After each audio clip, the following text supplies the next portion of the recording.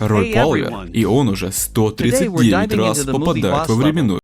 where one man is stuck in a deadly time loop, and he's already died 139 times.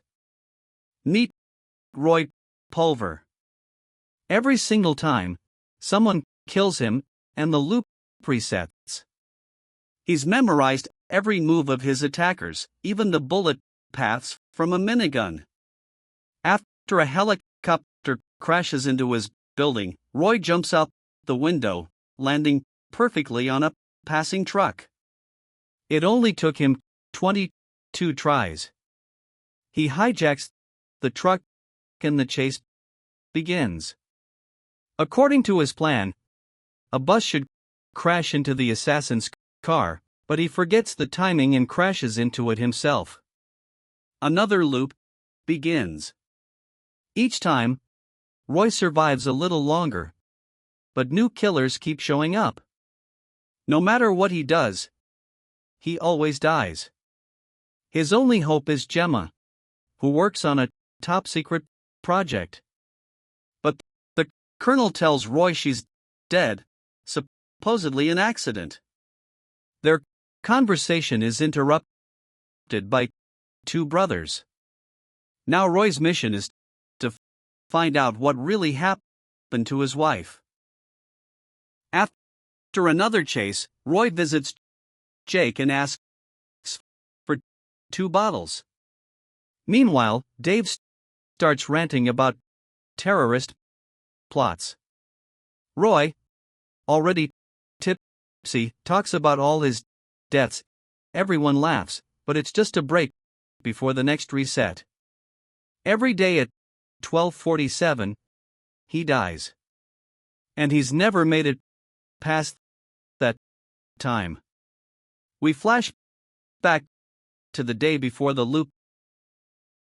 We flash back to the day before the loop began. Roy visits Gemma. She asks why his phone isn't working. He hands her his resume for Delta Force and starts asking questions, unaware that everything is being recorded by the colonel. Gemma explains that the machine she's working on can tear through space and time, and if misused, it could erase the entire world. The head of security approaches. Roy asks Gemma to tell their son about him.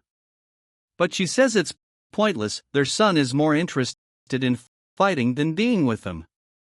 Brad enters, saying there are no openings, and the colonel is waiting for Gemma. Once he leaves, Gemma reveals there's no spot in Delta. But there is one on her secret mission.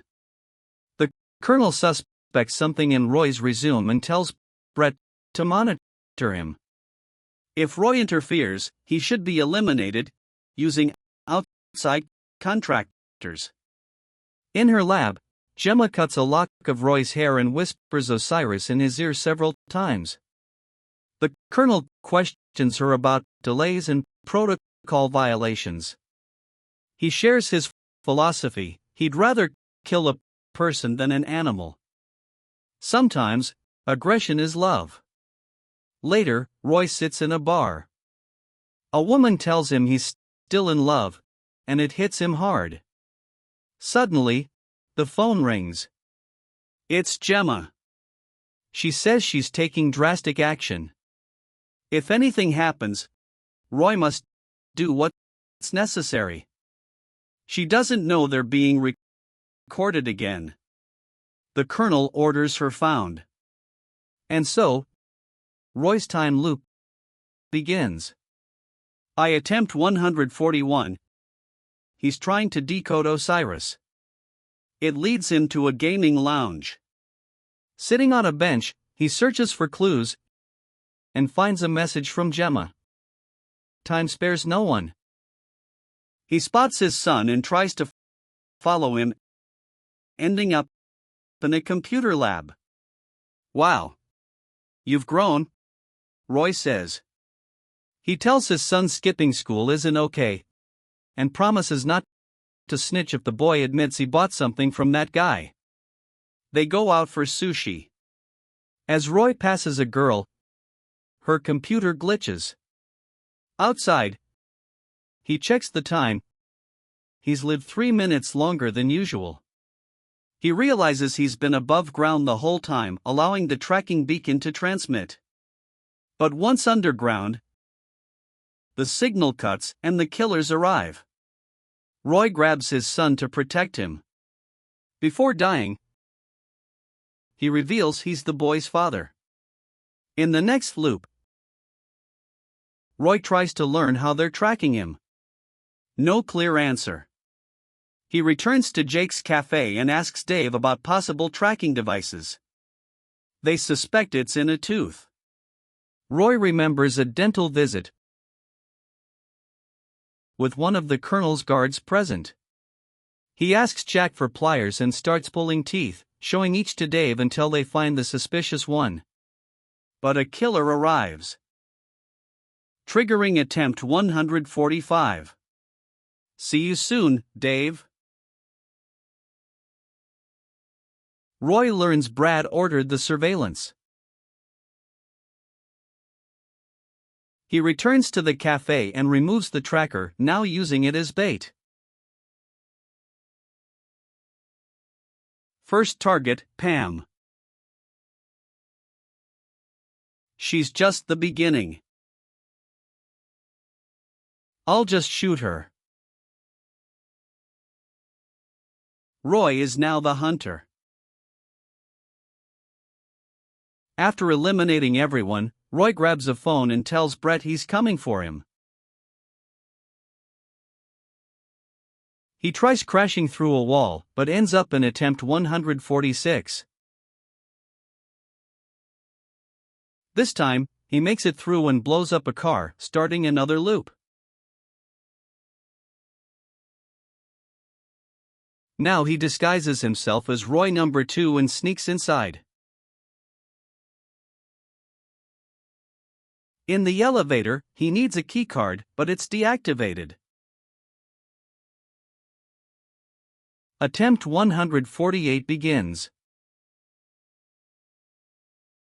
Only on attempt 150 does he reach the Colonel's office, where Guanine awaits.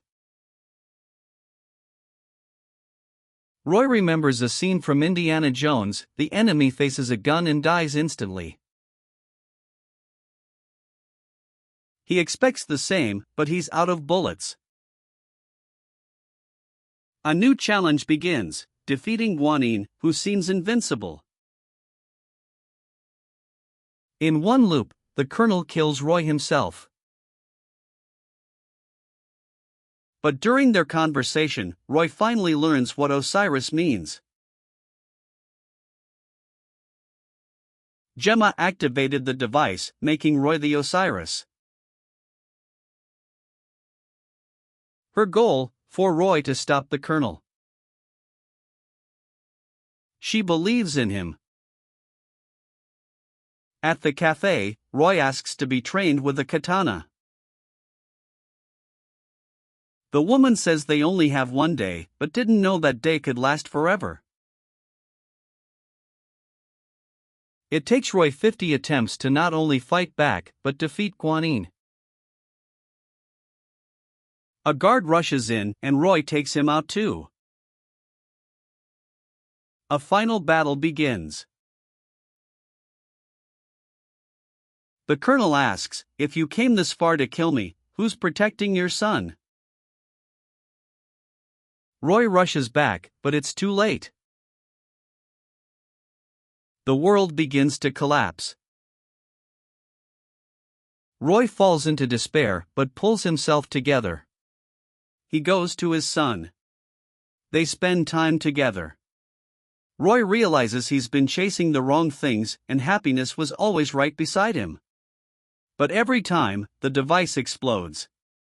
In one loop, his son says Gemma called him at 7:03, the exact time Roy wakes up. Roy realizes he still has a chance to save her. He infiltrates the lab. Before the enemies arrive, he checks the time, 7:14.